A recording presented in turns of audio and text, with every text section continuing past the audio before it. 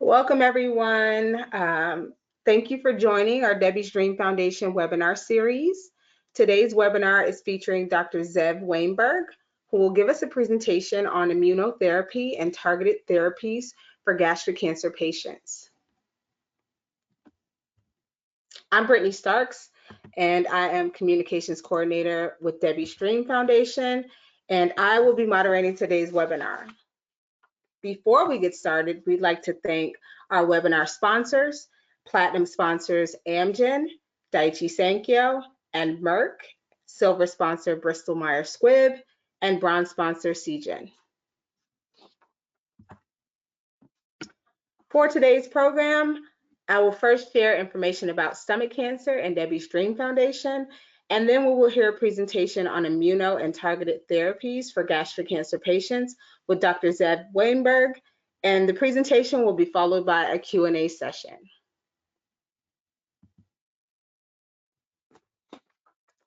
You can type your questions throughout the presentation into the chat section that appears in the webinar menu.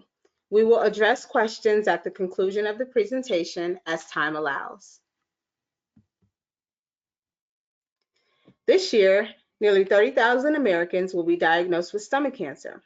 Stomach cancer is the second leading cause of cancer deaths worldwide after lung cancer, with a dismal 5-year survival rate between 20% and 30%, depending on the country. Many patients are asymptomatic during the early stages of stomach cancer, leading to late diagnosis.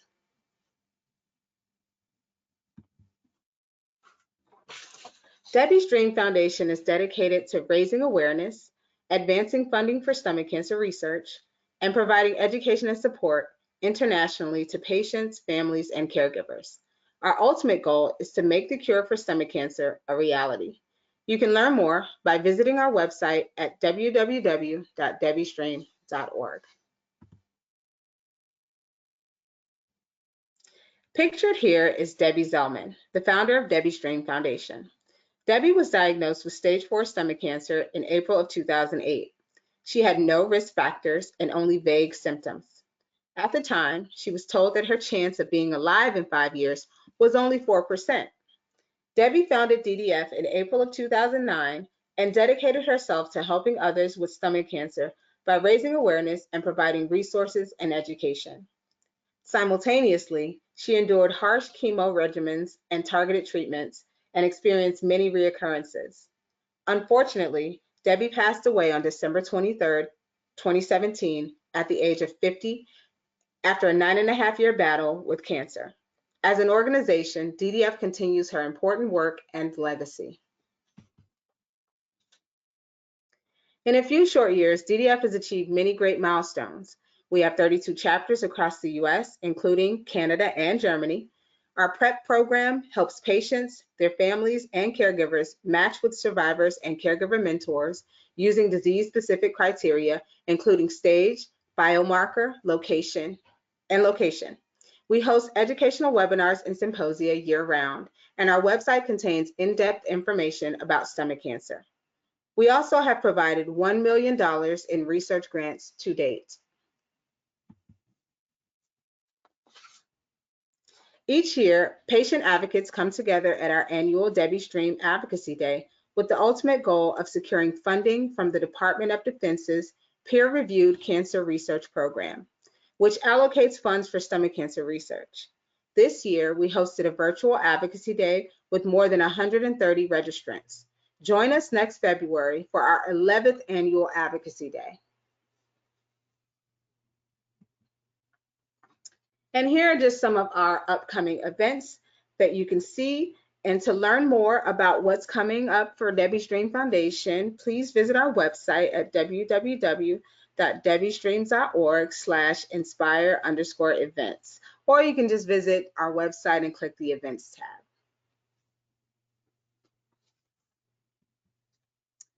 DDF is headquartered in Plantation, Florida. Our office hours are Monday through Friday, 8:30 a.m. to 5 p.m. Eastern Time. Also on this slide are important phone numbers and email addresses that you can use to contact our office and staff. And now, without further ado, we will begin the presentation on on immunotherapy and targeted therapies for gastric cancer patients with Dr. Zev Weinberg. Dr. Zev is a professor of medicine at UCLA and a co-director of the UCLA GI Oncology program. He was trained in medical oncology and hematology at UCLA. He completed his residency training at Albert Einstein College of Medicine and received his MD from Sackler School of Medicine, New York program at Tel Aviv University. His research involves a variety of clinical trials in multiple gastrointestinal cancers, including pancreas, colon, gastric, and esophageal. Dr. Weinberg's laboratory-based research efforts involve the testing of novel therapeutics against all gastrointestinal cancers. Currently, he is the recipient of several grants focused on targeting cancer stem cells in molecular classification of GI cancers. We would like to thank Dr. Weinberg for taking the time out of his busy schedule today. And now, Dr. Weinberg, I will turn the presentation over to you. Thank you very much, and it's a real pleasure to be here. I've done Debbie's Dream webinars in the past, and it's really a great opportunity to talk directly to patients and their advocates about some of the things that we are looking forward to in the future with respect to new developments. And so I've centered the talk around some of those developments, which we'll go over today. Next slide, please.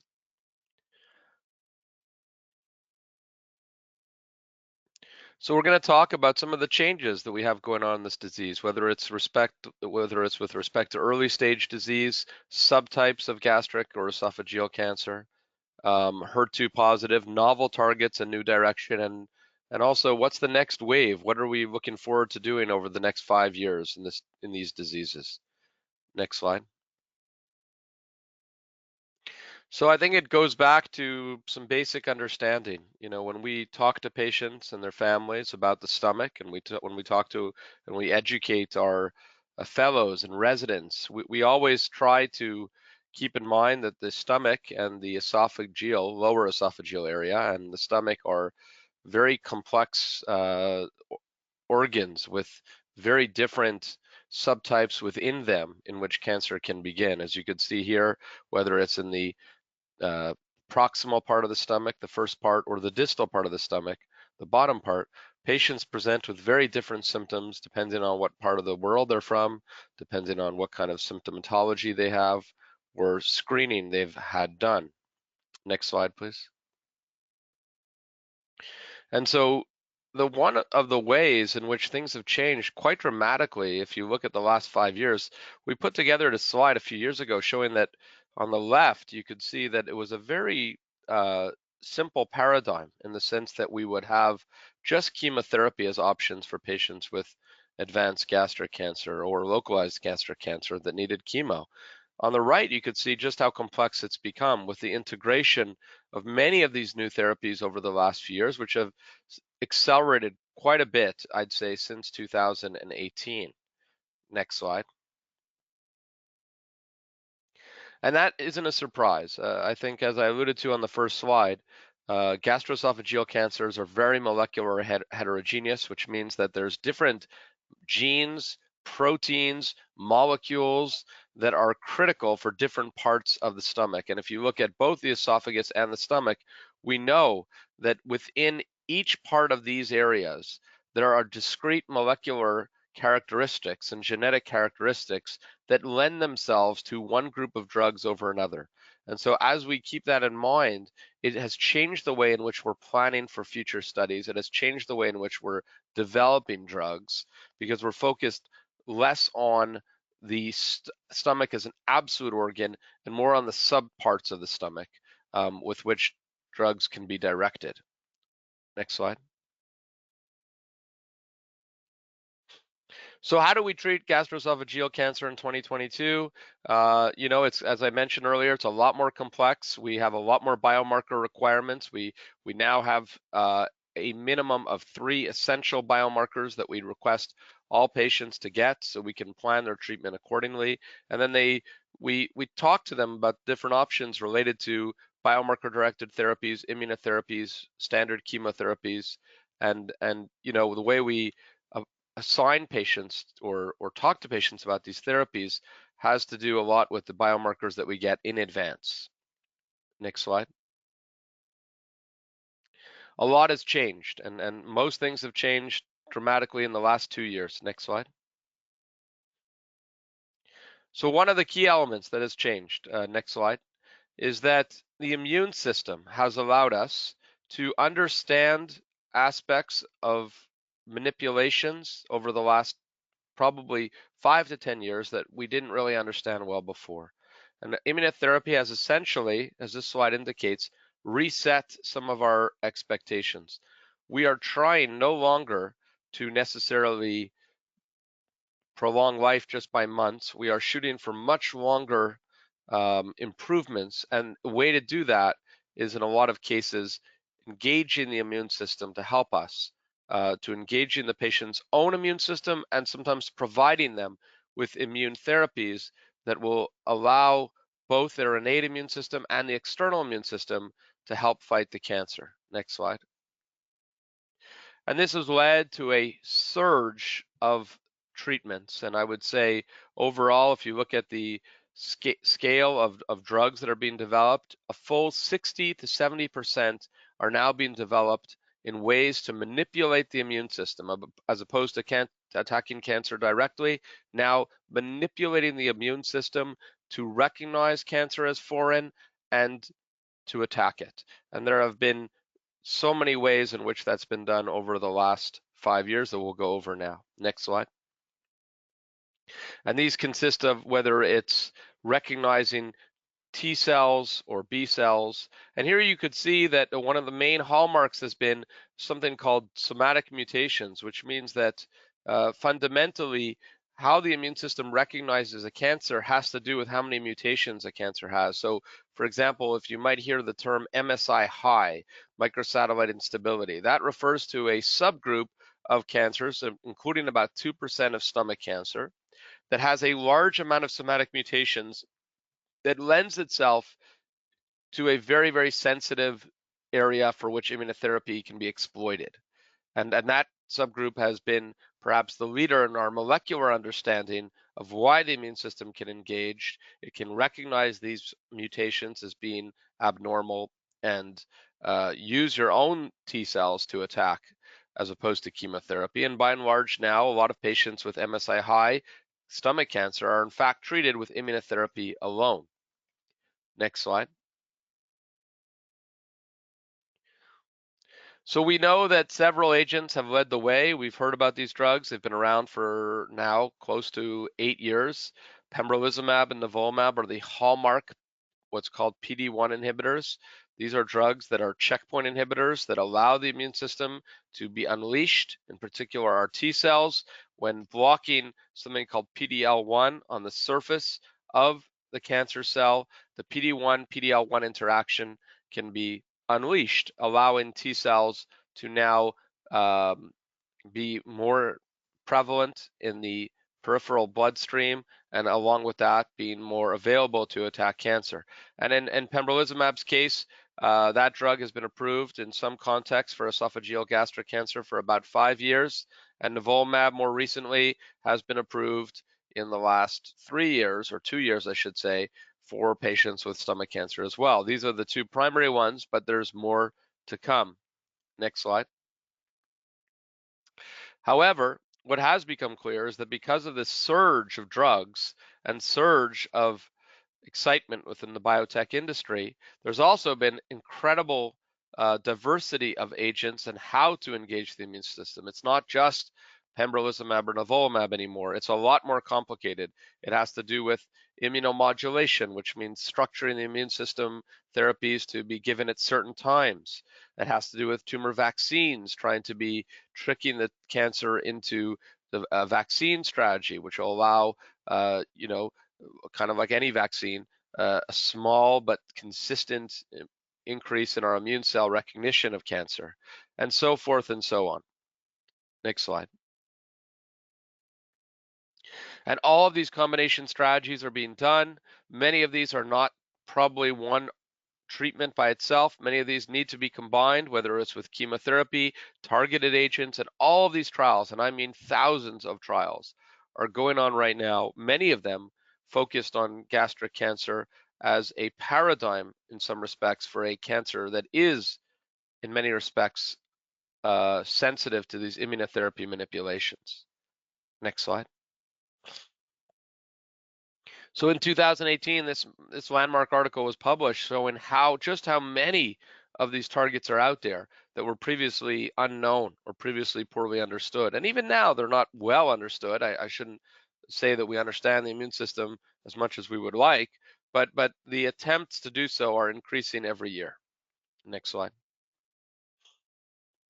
So what does that mean for gastric cancer and esophageal cancer? So esophageal squamous cell, which we won't talk about much today, is in this proximal part of the esophagus, the top part of the esophagus. It's a very different characteristic than adenocarcinoma, which is what we will talk about today, within the proximal part of the stomach, which is where most patients have in the United States.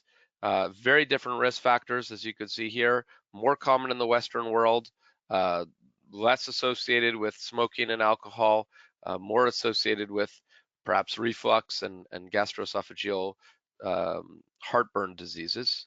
Next slide.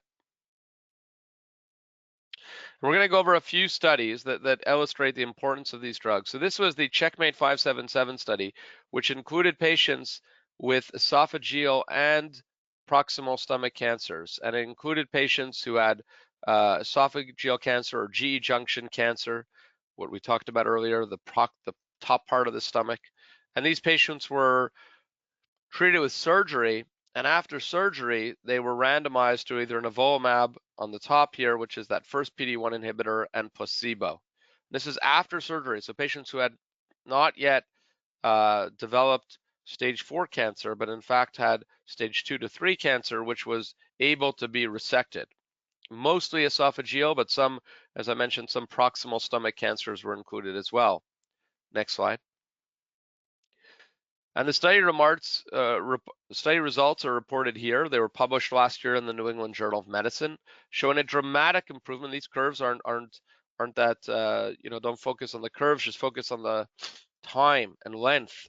The group of patients who got nivolumab did much better than placebo, and that led the FDA. This was a big global study, most of which was accrued ex-US. Led the FDA to immediately issue an approval for nivolumab in this context. Next slide. So that was a landmark change. And by landmark, I mean we've never had any treatment after surgery for esophageal cancer in most cases. And so this was a big change and a study that took 4 years to enroll, but finally materialized as being a very important study, and the FDA immediately granted it an approval. There's a whole bunch of studies ongoing right now which may continue to change that paradigm of what do we do after surgery. We don't know yet. What do we do with people who don't have surgery? What about with people who have chemoradiation for their esophageal cancer, and how to incorporate these drugs? All of those studies are ongoing. Probably we will see results in this next year. What about in patients who undergo chemotherapy for gastric cancer to remove the tumor in advance? A couple of those studies are emerging and will be available in the next 6 months even. So all of us are waiting with bated breath because we feel that first study, that nivolumab study I alluded to, was just the tip of the iceberg. The next ones will hopefully be just as exciting and lead to new drug approvals. Next slide. We'll skip this study. Let's move forward a couple slides, please. I want to keep going one more. Yes, I want to spend a few, and let's keep going. One more, or two more, sorry. Yep, one more. So I want to spend most of our time talking about biomarkers and how to structure them in a way that makes sense for patients and providers. And we know that, the way we like to think about cancer is that it's a pie chart. And a pie chart means that subgroups of cancers will have certain biomarkers that can be exploited. And by that, I mean proteins on the surface of their cancer cells that will allow them to be targets of drugs, whether it be immunotherapy drugs or targeted therapy drugs or different manipulations, we want to be able to identify as early as possible what is a biomarker strategy for any individual patient. Now, this is a pie chart that we have come up with in the last few years in the field that is focused on for some of the key markers that are now standard of care, and I would put HER2 positive in that group. I would put MSI high in that group, and I would put PD-L1 status in that group. Those are the three that are essential for all patients to get tested for, in my opinion, at the first diagnosis, which means at the first possible opportunity. It's now become fairly routine to do for HER2. About 80% of patients get tested. MSI is about 40%, and PD-L1 is also about 40%, but that's only because it's relatively recent. We want to increase those numbers. We want to make sure more patients are getting tested, because the more patients are tested for these biomarkers, the more options there are for therapies down the road. I've also listed here a bunch of the ones that have very promising early results, but drugs that are not yet proven and that are investigational. And those include something called FGFR2, which we'll talk about a little later, and Cloudin, which we'll also talk about a little later. So these are our expectation is that these will also join that top three group so that a year from now, perhaps as early as a year from now, we'll be checking additional investigational biomarkers. So if we start to think about cancers as pie charts, it's a little simplistic, I concede, because it makes us think that every patient has just their own biomarkers. It's more like Venn diagrams is a better way. I should make a slide in the future of Venn diagrams where there's a lot of cross reactivity. So for example, one patient can have 2 biomarkers and one patient can have 0 biomarkers. But we try to think about it this way because it allows us to simplify a complex process and allows us to try to think very early on for how to get patients access to these drugs. Next slide. So the Checkmate 649 study, this was the biggest study we ever did in the world with stomach cancer. So this was published just a few months ago in Lancet, medical journal Lancet. And this was a extraordinarily large gastric cancer study. If you could see here, when I say 2,000 patients were recruited and enrolled in the study globally. And there are a number from the United States, hundreds from the US, close to 1,000 or over 1,000 from Southeast Asia, and all around Europe as well. And the study really tried to answer the question about nivolumab. What is the role for nivolumab in patients with advanced gastric cancer? And you could see that the study randomized patients to one of 3 arms. The top arm was chemotherapy alone, plus nivolumab. So chemo plus nivolumab was in the blue. Nevo plus, in this case, Zelox or Folfox is the top. The second arm of the study was chemotherapy alone. And a third arm of the study was without chemotherapy and was just immunotherapy. And it was much smaller, only 400 patients, because unfortunately that approach was not successful. The ability to not use chemotherapy for the majority of patients and not lead to improved outcomes. And the primary endpoint, which means what the study was hoping to achieve, was to see a direction of patients living longer, living better, and having their cancer progression be delayed. Next slide. And it's been about a year now since it was released publicly, but you could see here the Nevo plus chemo improved survival. We shouldn't focus on the numbers too much because they're just statistics, but the idea is that it definitely improved survival with Nevo plus chemotherapy over chemotherapy alone. And then the question became, well, gosh, is this true in all patients? Is this true in some subsets? You can see here this PD-L1 score, which is one of the critical biomarkers we now regard as essential for gastric cancer, PD-L1. If your PD-L1 was greater than 5, you got most of the benefit. And if your PD-L1 was less than 5, you didn't get as much benefit, if any benefit, from the addition of nivolumab to chemotherapy. Next slide. Excuse me. Allergies.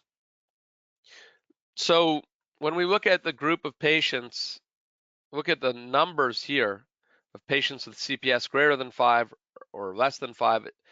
It's about 60% of patients with stomach cancer will have a CPS greater than 5. Now, next slide. If you look at the number of less than 5, sorry, back one, please. If you look at the CPS less than 5, the benefit of nivolumab is marginal. Anything to the left is good, but this is the best over here and on top here. But over here, where it's crossing this dotted line, is not as good. So the group of patients who got the best bang for your buck with nivolumab in advanced gastric cancer were those who had a CPS greater than 5. And the higher CPS score, the more likely you are to benefit from these agents. So it's absolutely critical, in my opinion, to get that CPS information, because the CPS information will allow the physician, oncologist, and the patient to say, gosh, this is a good therapy for me. It makes sense to do this. And if the CPS is less than 5, it doesn't make as much sense. Now, should you do it anyways? The FDA allows us to do things. They allowed us to use nivolumab in any gastric cancer patient. So some patients will get these drugs, and that's okay because the FDA approved it.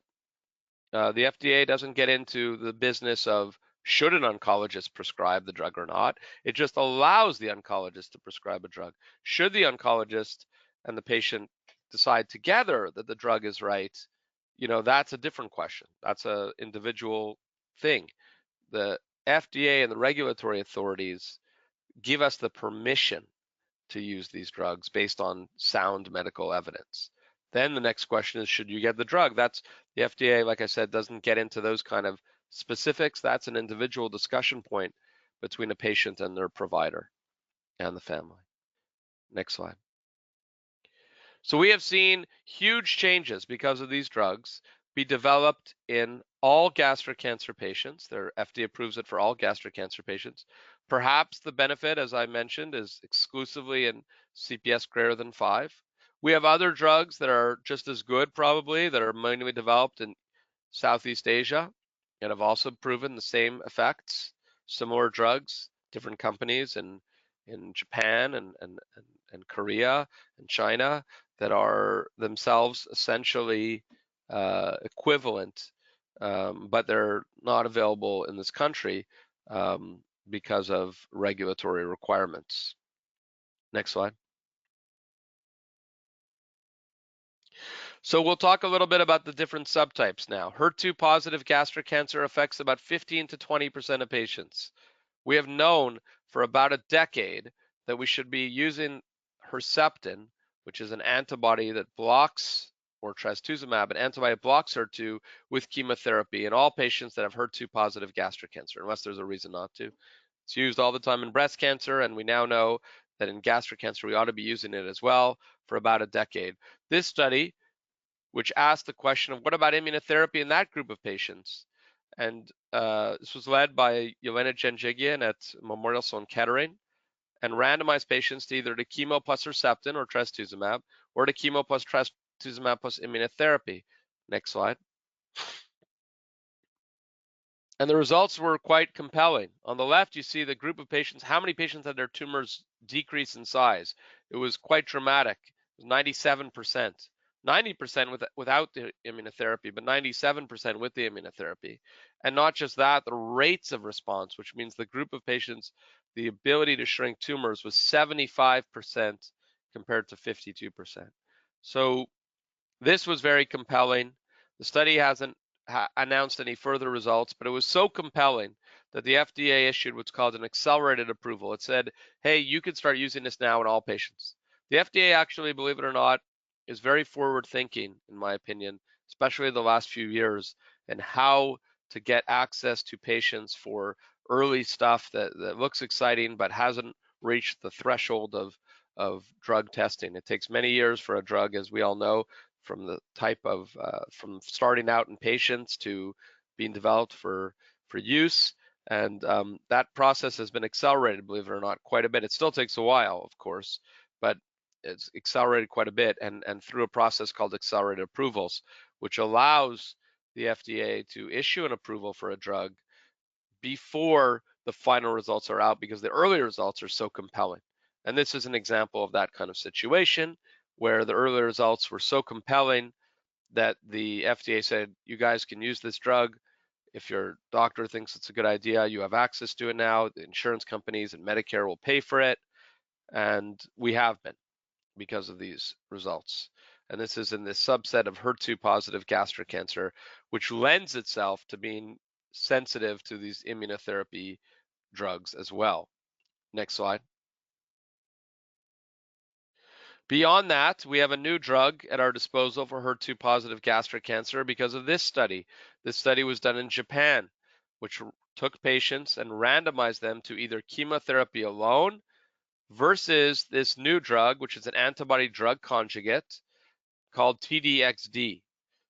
And the concept is that it has the antibody, like Herceptin, which is an antibody, but attached to the molecule is a small payload of chemotherapy. And once the antibody latches on to the HER2 positive stomach cancer cell, the payload is unleashed, and that allows direct chemotherapy into the payload. And so, in this study, this was done in Japan. Next slide. The results were very compelling. The overall survival was improved in the group of patients who got that TDXD over regular good old-fashioned chemo. And that led to the FDA to approve it, even though the study had only been done in Japan, which is unusual too, because usually if a study was done in another country and didn't enroll any American patients, or Western world patients, I should say, then the FDA was skeptical about the approvals. But now things have changed, and that's because of changes in regulatory conditions, interest, and focus on trying to get drugs faster to patients who need them. And this drug is an example of that circumstance, this TDXD, which now is approved in HER2 positive stomach cancer as well. Next slide. And you can see here that the patients who had their tumors shrunk on the top was much greater than the group of patients who had their tumors shrunk on the bottom, which was with chemotherapy alone. And that was also compelling enough for the FDA to issue that approval. Next slide. We did a similar study in this country and in Europe, which was we just presented recently with this drug. Next slide. Next slide. And it also showed that a lot of the patients had their tumors shrunk, which was very exciting. And we didn't know for sure this would happen before we started this. To be fair, it was a bit of an experimental approach because it hadn't been tested yet in stomach cancer. It had been tested in breast cancer. So reassuring for us that we validated that it works well in the United States and the Western world as well, and that reinforced the FDA approval. Next slide.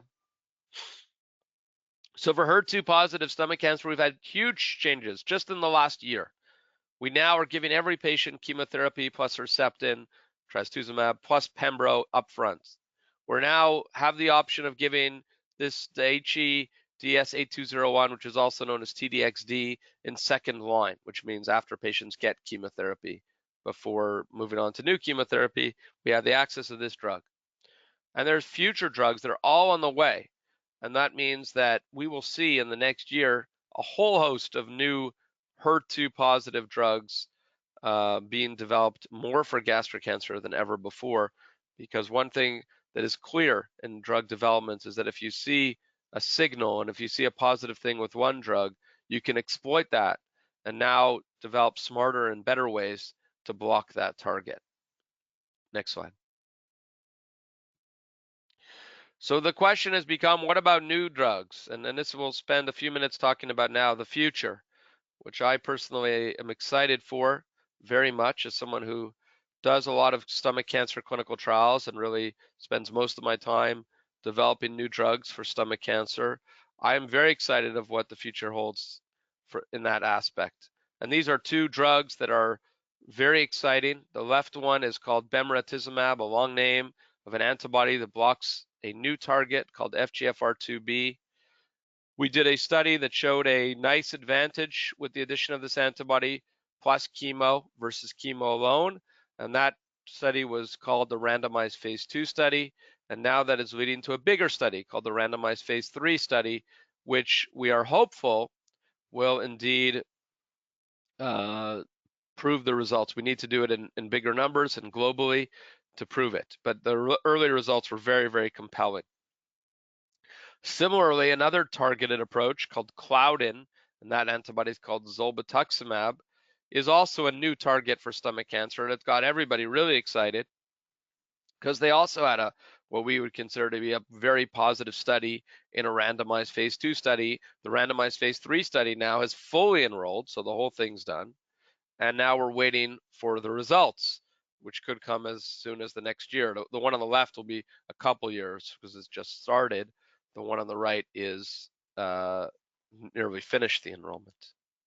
Next slide. We'll talk about FGFR2 because this has been my interest for many, many years. About a decade I've been working on this target, validating it first in patient samples from patients who had stomach cancer removed, recognizing that about probably 30% of patients have overexpression of something called FGFR2b, fibroblast growth factor receptor 2, a subtype. They express the protein at a high level. We don't test for this routinely in patients, but we will in the next few years. And finally, a good drug came along to try to block it.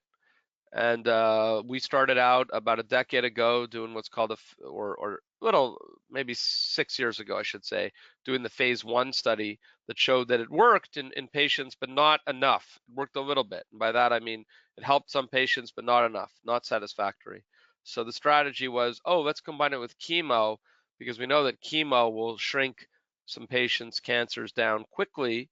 And let's add it in there and see if it helps. And that's exactly what we were able to show.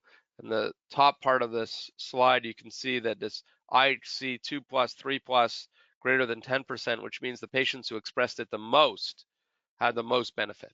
And that was, for us, very exciting and validating. And when we got these results, presented them publicly a year ago, the FDA gave it what's called fast track designation. The drug was immediately purchased by, and the company was purchased by a big biotech company called Amgen, who's one of the sponsors, of course, of this program. And they launched a couple phase 3 studies just now in the last few months that are trying to do a better job getting this drug approved by the FDA, and that requires bigger numbers. It requires a more robust statistics, and those are all part and parcel of how we get drugs developed for cancer patients. So these are just launched now. It's very exciting. I hope we see the same results, and it'll take a few years, of course, but we're excited. Next slide.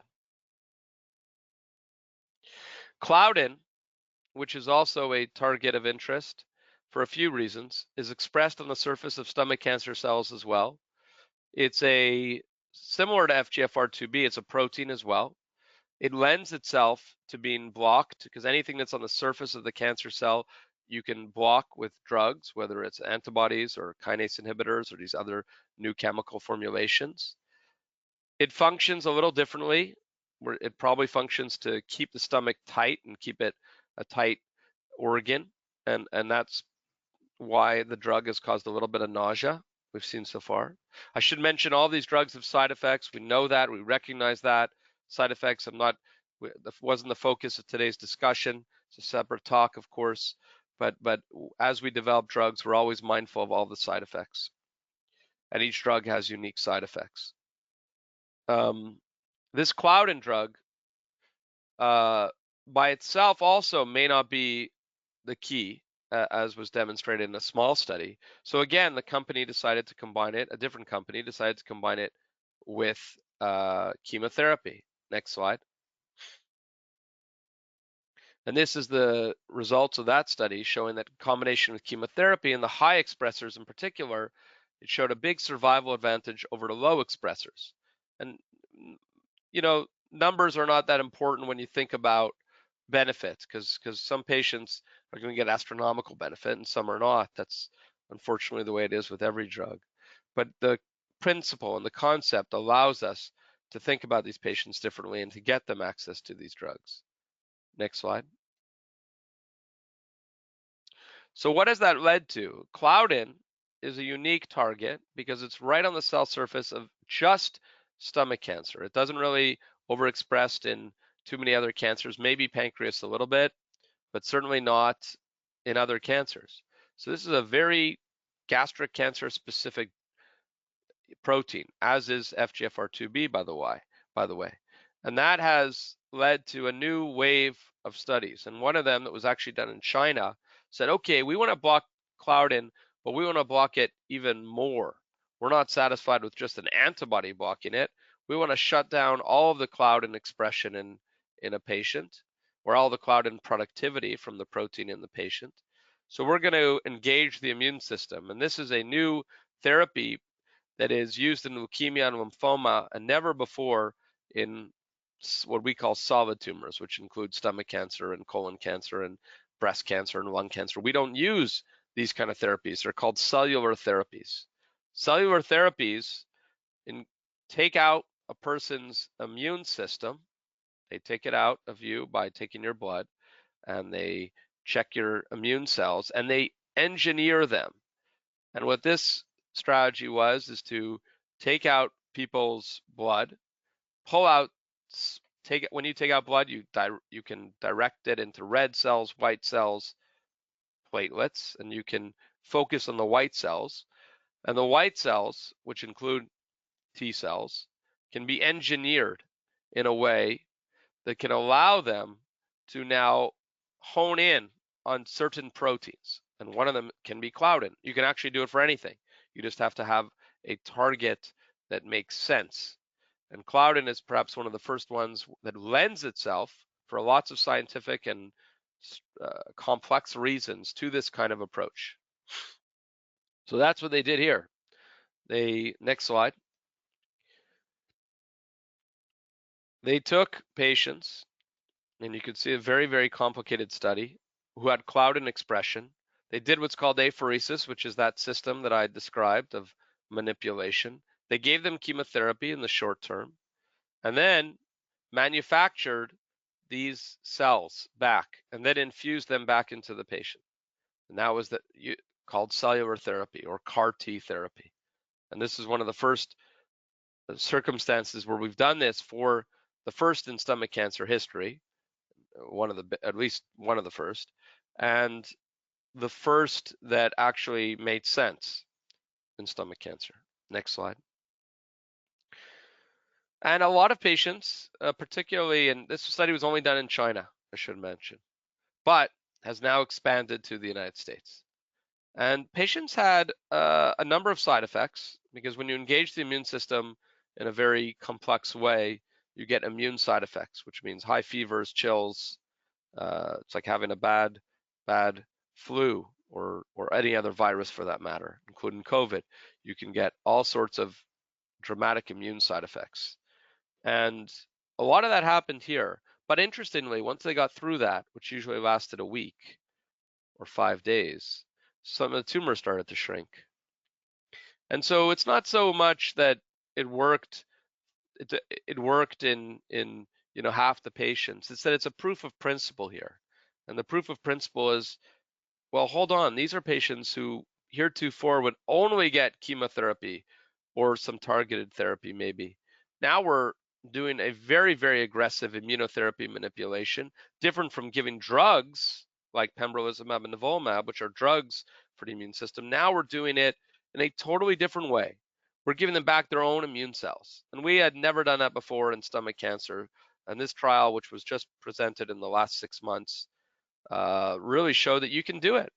And so this company, which was a Chinese company, which is now as a partner in the United States, partnership, and they have started to enroll patients all over the country and also in Europe for that matter, to see if we can reproduce some of these results and see if we can fine tune some of the immunotherapy, some of the immune system manipulations. Next slide.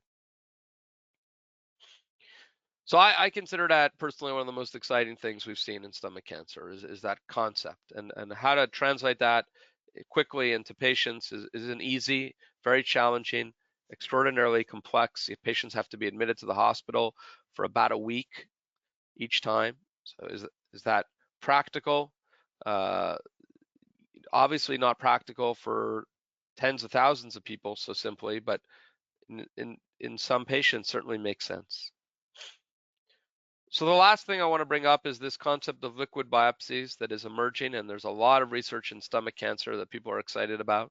Liquid biopsies means sometimes if you want to get a sense of how a patient is, molecular markers are, instead of biopsying a tumor and rebiopsying a tumor, which sometimes needs to be done, you can get a lot of information from what's called circulating or cell-free DNA. And this has validated uses now in many cancers, not in stomach cancer, yes, but in colon cancer and in lung cancer, that allows us to show that a blood test called circulating tumor DNA may be just as good as biopsying someone's sample. So, for example, you need a biopsy in the beginning, yes, but do you need a biopsy later? That's been the big question. Some doctors say, yes, we need another biopsy. We got to get more information.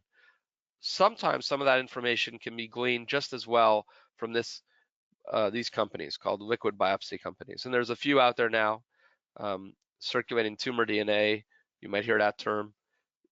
Liquid biopsies is another term.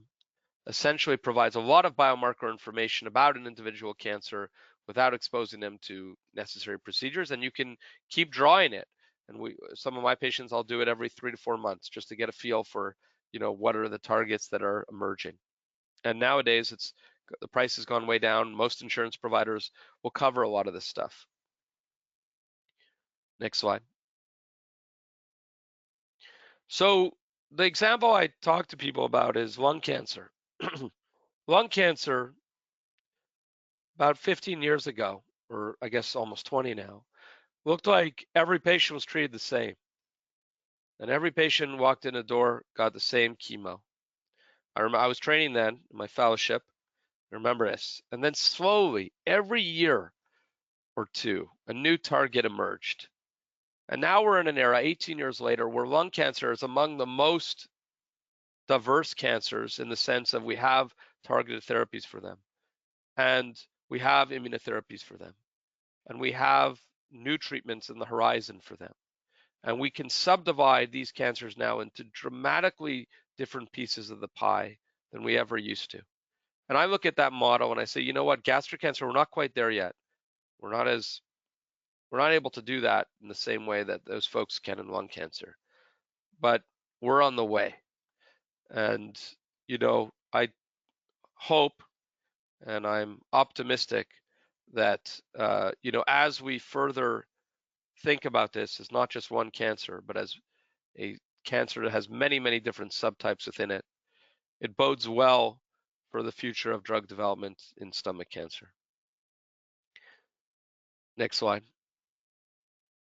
So I'm going to stop there, and I want to thank everybody, all the patients and their families and whoever attended for their attention, and Debbie's Dream in particular, which does an incredible job advocating for stomach cancer research, advocating for patients and their families with this disease. It's very inspiring for us as oncologists and scientists who are trying to study this disease, that those kind of advocacy groups are out there, all focused on the same task, which essentially is improving the outcomes and understanding scientifically of stomach cancer. So thank you very much for your attention. Thank you so much, Dr. Weinberg, for sharing. Thank you for your time and your expertise. We actually did receive some questions during your presentation, so I'd like to ask a few in our time remaining. So the first question, let me pull this out. The first question comes from Wilson, and his question is, does Enhertu have a high efficiency in HERS2 tumors, the same one that has in breast cancer? And Yes.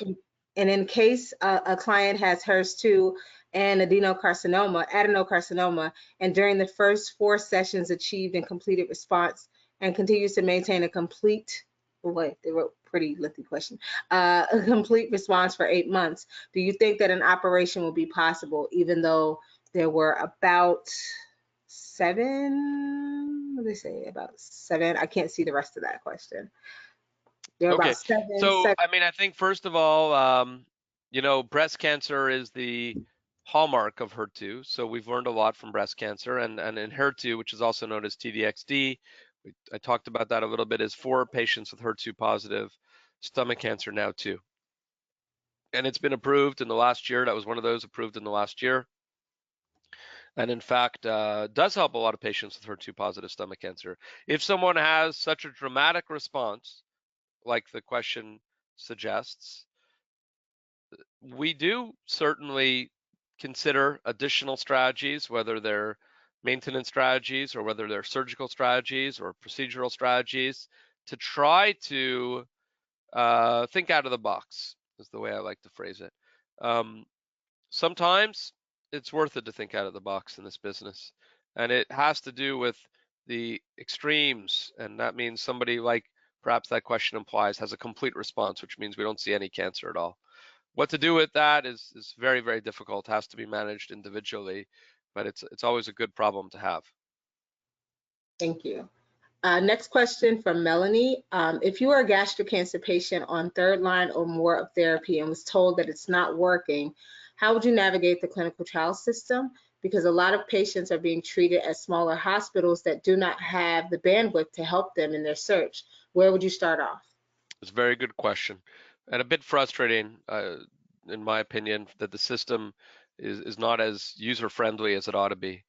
You know, I think that clinical trials for gastric cancer are tricky, and the reason is that you know, it's not a common cancer in the United States. As you heard in the beginning, we're talking 30, 40,000 cases a year, and so smaller community hospitals aren't set up for those kind of situations. I would say that contacting the closest major medical center, and sometimes these things are done virtually now. I can't tell you how many consults I do virtually now on the video screen, like we're chatting today, to see if something makes sense, to see if a trial is out there that makes sense for an individual patient. The complexities of how to get the patient in to that individual center aren't easy. We all know that it's, you know, it's not free, and it also is sometimes very cumbersome for individuals to travel far distances. I think I'm very sensitive to that here in Los Angeles, where we have far too much time spent, wasted time in traffic, and especially if you're a patient, you don't want to be doing that. So I always try to find studies for patients that make sense, that are close by, within a reasonable radius. And so I encourage patients to contact the closest major medical center and see if something makes sense for them. And if it does, then sometimes it's worth going to a major medical center that has more gastric cancer clinical trials. Thank you. Gabriella says that her father's 82 years old and has stage 4 metastatic gastric cancer in the GJ junction with 1 liver lesion since October 2019. He's been on FOLFOX and Cangenti biweekly for over 2 years. He has shown great response and continued shrinkage in the liver lesion as well as the stomach. Her question is, do you think it would be a good option to add pembroliza? I don't even know how to say it. Yeah, it's a good question. You know, I don't know. At this point, it's hard to, you know, sometimes when you add things, you do add side effects. We all know that. So if someone's doing so well as Gabriella's father, which sounds like a great benefit to these targeted approaches, I'm not sure I would pile on a new drug. I would save it, meaning he may not need it. Individual decisions about individual drugs have to be based on, you know, weighing the side effects. And if someone's doing well and the CAT scans look great, and they're feeling great, I don't usually need to pile on a new drug and risk a side effect. That I say, okay, let's keep that drug in our back pocket, and we have it there if we need to. Thank you. Julie asks, as a patient who has stage 4 adenoma, non-resectable cancer in the cardia, she has Folfox and Niveo 12 rounds and had an excellent response. She's currently on Nevo, follow-up 240, 2 weeks for a total of 12 weeks. How long can Nevo be given on its own? That's a good question. It's given as long as it's working, is one of the strategies. It's a very good question as to can you stop it and still have the benefit of the immune system. We're doing a lot of those studies now. The historically, it's always been, well, as long as we can see cancer there on the CAT scan, we got to continue the drug. Can't stop it.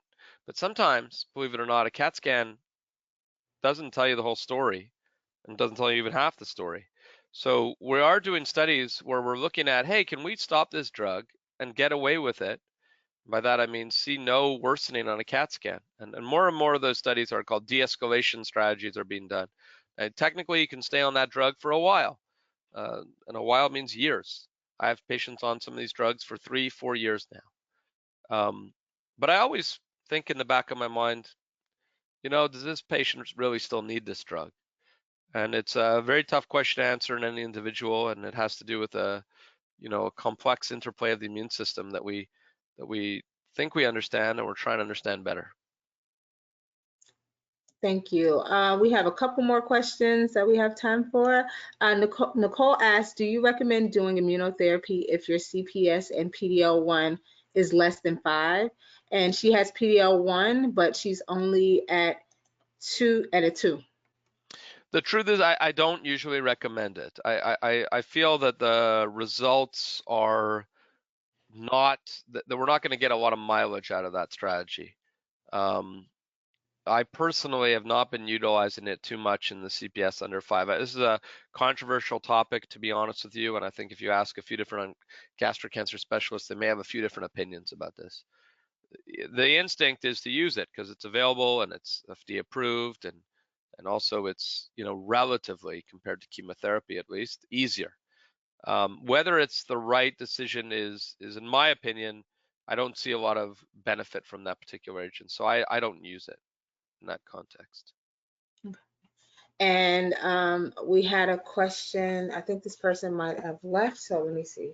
We had one more question from Christian. Christian says that he's a recovering stage 4 gastric cancer patient. He had a CRS and HIPEC surgery at Johns Hopkins in January of 2021. Since his surgery, he's been on Keytruda treatment. Currently, he doesn't have any serious. Currently, he has serious neuropathy of the feet and hands caused by his treatments. What is the treatment for neuropathy? It's challenging.